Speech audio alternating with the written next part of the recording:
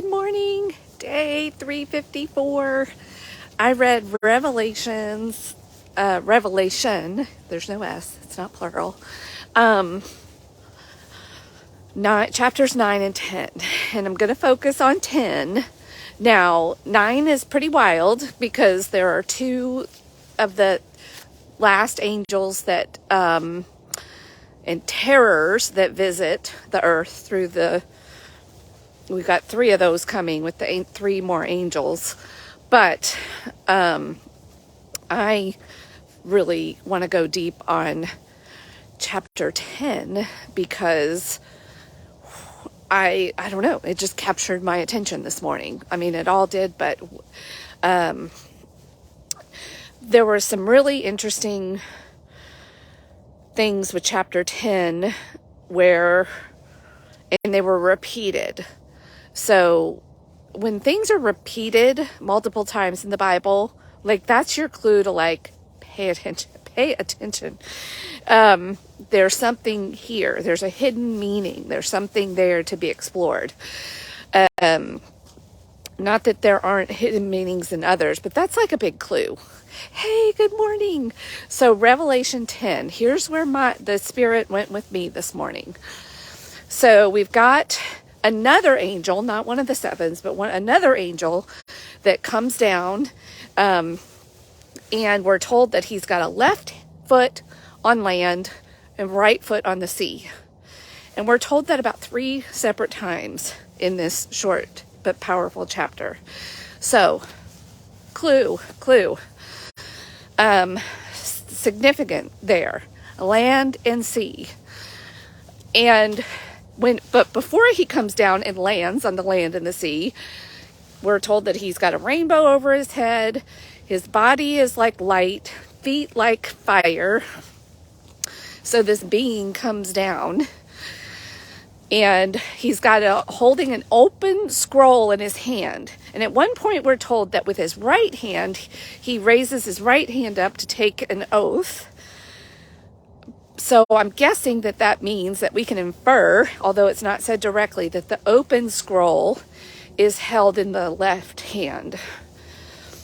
And this is all John's continuing on with John's vision, this revelation.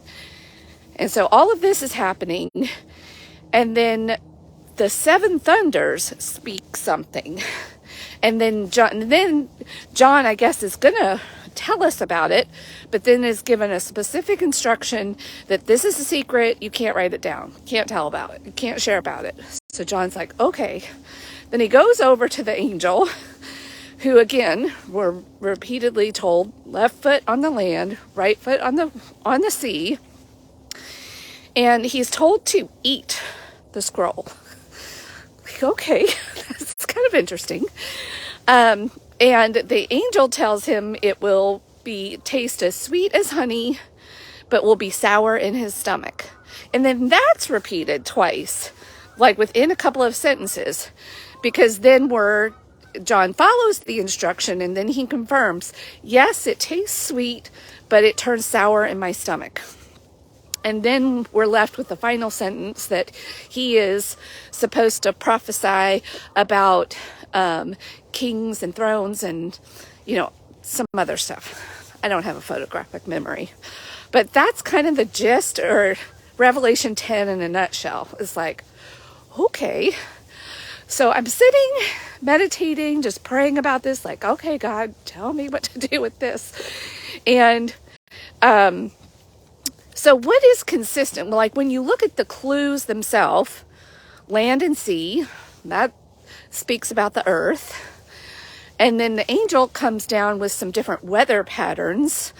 And then we're told about other weather patterns, thunder. So I'm thinking, okay, weather happens all over the earth. And then my mind went back to the Gospels and how Jesus spoke in parables and whether or not we can hear and understand what's being told to us. And the one that stood out to me was how weather, and I think specifically It said that rain falls on the just and the unjust alike. And maybe that's even back to the Old Testament. I've got my friend Kelly watching who has been to seminary. Maybe she can help me out here. So, but anyway, it has been in the text of the Bible, this truth that life happens to the just and the unjust. Rain, because, that's a big question that people have. When we get the message of God and we think about a God of love, we're like, well, how could a God of love let bad things happen to good people? That's like the question that humans have wrestled with for the ages. But there's the land and the sea, the earth. We all live on the same earth together that just has things that happen. And the natural consequences, which is what we talked about yesterday.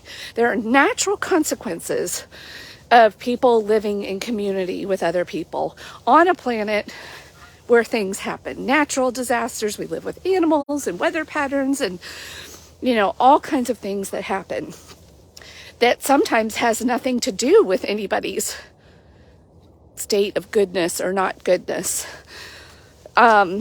So then as I was pondering and thinking about that, and then I went to the scroll that tastes like honey, but is going to be sour in our stomach. And it's an open scroll. Well, we're told that a couple of times too. So then I thought, well, what's an open scroll? Well, I think of the Bible itself, the living word. And even though it's in a parable, especially the New Testament, it's something that's open and available for all of us, the truths that are in there, if you'll sit with them. And for many of us who have really wrestled with, God being a God of love, and for me particularly, this message of grace. Ooh, it tastes so sweet. Sweet like honey when you hear it, and we throw that word around just like honey on other people too. Like grace, grace, grace. But really, many of us, when we stay in our lukewarm faith, don't really digest what grace really means and really receive the fullness of it, the love and the grace, the fullness of it. Because I don't know if you're like me, when you do, if you've had that experience, it really does kind of feel sour in your stomach because the truth of it, and that's the title of today's message. I was going to call it a hard pill to swallow, but it's a hard truth to swallow because as humans, we don't really like to give grace to other people. You know what I'm saying? Like, we like to hold people captive with our judgments. And the temptation is, especially even within the Christian world, it's real easy to become a modern day Pharisee and be on your pious high horse of goodness. Look at me, I'm so good, I'm so serving, I go to church, I read my stuff, and blah, blah, blah. And, when you're trying hard to be good all the time, the paradox, when you digest and realize what you're doing, is that by default, you've got to make other people not quite as good, even bad. You've got to judge. You get to get in the judgment seat. And the ego loves to be in the judgment seat. Whether we like to admit it or not, this is what was coming to me, and that has been my experience this year, that comes even close to what John's vision here of something that tastes really sweet, and then you really ponder it, digest it, and then you're like, oh, and then you look in the mirror, and you've got to realize the truth of your own sourness, your own duplicity, your own hypocrisy, and then stepping into the fullness of the message of the gospel, and being able, and then to even start living like talk about having 1 foot on the land and 1 foot on the sea. Like it's like comes like kind of full circle. You got to walk that kind of stuff out in faith. To be able to hold space for other humans and their humanness, and hold love for other people and grace. That's not so easy to walk out. But that's the open message when you read it. It's really not secret. But I think part of what, at least I got with the whole message of the 7 thunders, and don't tell people, because this is something you have to discover for yourself. You've got to wrestle with what's really being said in the Bible for yourself. And like me even telling you, you're probably, maybe you're nodding in agreement and going, but oh yeah, I totally know that God is a God of love and grace, and I totally give myself grace and give other people grace. Do you really? And that's why we're told it's easy to love the people that are loving and kind in your life. Have you tried doing that with somebody that you don't think is deserving? It's not as easy. That's again, tastes sweet in our mouth. The words taste sweet in our mouth. But if you really digest it, you'll realize that you're probably not walking it out as much as you might think you are. I know I'm certainly not, and that is a tough truth to swallow, to realize like the magnitude of the message of love and grace, especially at the time of this recording. We're just a few days before Christmas. Something to really, really ponder and extend real grace to people. Not a counterfeit, not just a sweet honey but a real grace that might make you feel sour in your stomach. So it's so interesting when you sit with even some strange verses like what we're presented with in Revelation. If you sit with it and allow the Spirit to just talk to you and teach you what's in there.